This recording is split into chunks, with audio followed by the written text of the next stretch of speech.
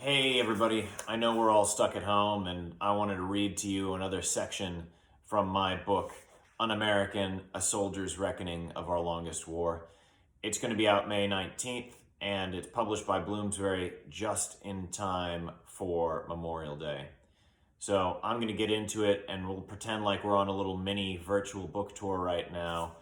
The little segment or excerpt that I'm going to read today is about building a relationship with an Afghan warlord and the costs associated with trying to build a school in Kandahar, Afghanistan. I hope you enjoy.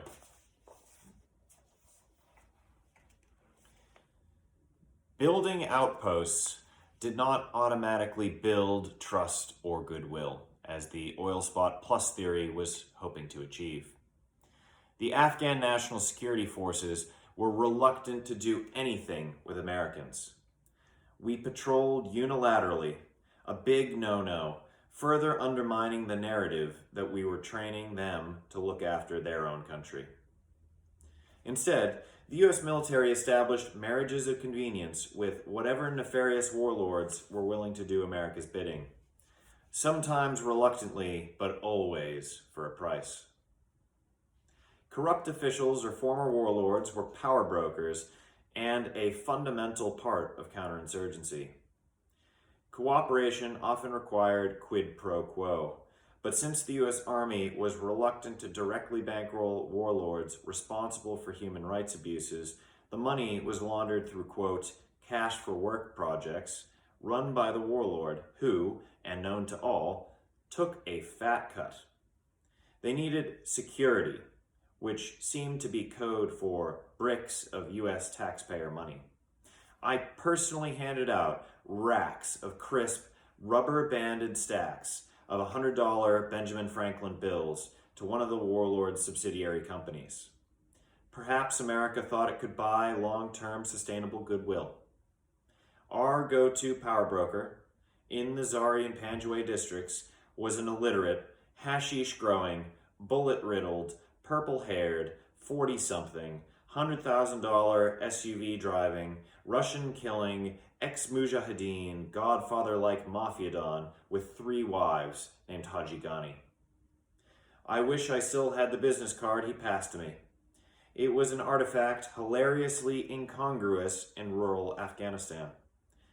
On the white card, he had a middle name, something I had not seen before. I asked my interpreter what the symbols meant. Death, he said, wagging a finger and shaking his head. It means death in Pashto. Yes, our battalion worked closely with an Afghan warlord whose middle name was literally death. I was ordered to build rapport with Haji Ghani. We always had meetings accompanied by chai and flatbread. The first couple of sit-downs were stilted, but it wasn't long before he was lifting his tunic to show us his bullet scars. He had 5 or 6 of them, gnarly, twisted things across his belly, legs, and torso. He bonded with Ox, my platoon sergeant, over war wounds. Haji Ghani was delighted to find that Ox still had shrapnel stuck in his face from a bullet fragment that skipped off a road during the invasion of Iraq. From this point forward, he would, as a point of custom, try to hold hands with Ox, which made Ox feel extremely uncomfortable. Haji Ghani was a convenient friend because he wanted the Taliban to stop meddling on his turf. He lorded over 3,000 acres in the lush Arghandab River Valley. We wanted his well-equipped personal militia and the plausible deniability that came with it. According to the Washington Post, who interviewed Haji Ghani after we had built him up during our deployment, quote, I will clear this area, I guarantee, Ghani said with a smirk. But during the operation, just don't ask me, why did you arrest somebody? Why did you kill somebody? He commanded a private militia of about 40 soldiers, but no one really knew for sure. He had armed pickup trucks, one with an anti-aircraft gun mounted in the truck bed. He owned a stone quarry, farmland on which grew poppy for the heroin trade, and a racehorse dyed orange that was allegedly stolen from the founder of the Taliban, Mullah Omar. Haji Ghani was a successful businessman, and he fully intended to consolidate his own power and get extremely rich off U.S. contracts. But despite being someone who's brutally killed hundreds and hundreds of people since before I was born, he was remarkably likable. He played with his sons like any other engaged dad. He gently cooed to his caged yellow finches. He showed us renowned Pashtun hospitality, a warm welcome paired with spiced lamb, flatbread, cucumber, yogurt, and Red Bull lunches. Better fare than our ordinary shrink-wrapped Bulgarian space program food. Over time, he liked us enough to introduce me during Afghan New Year's to a direct blood descendant of the Prophet Muhammad. And when our sister platoon was struck by a suicide bomber that killed 3 of our soldiers, Haji Ghani rushed over to provide security and offer to carry the stretchers. They came to Fob Wilson to attend the funerals for our dead.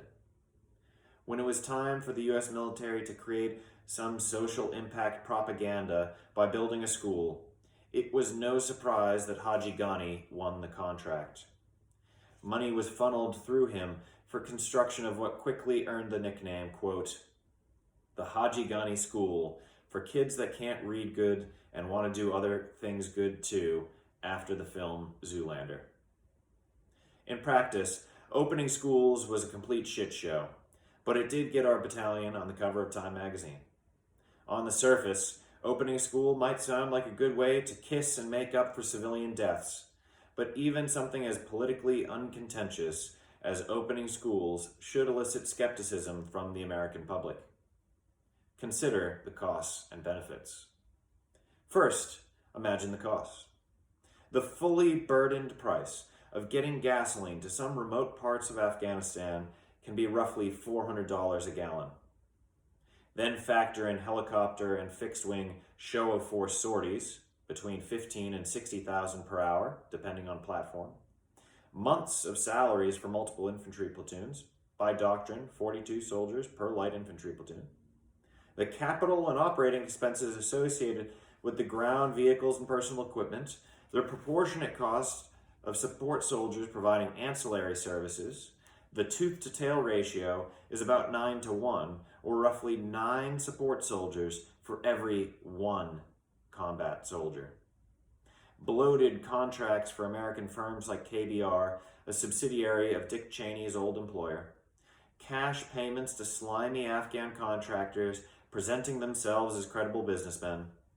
The scrapping of destroyed mine-resistant, ambush-protected vehicles, also known as MRAPs, which cost roughly $1 million each, blown up during the school's construction phase, and the lifetime disability costs for medical care and pensions for injured soldiers. $2 million per injured soldier, average long-term costs, not representative of value of life.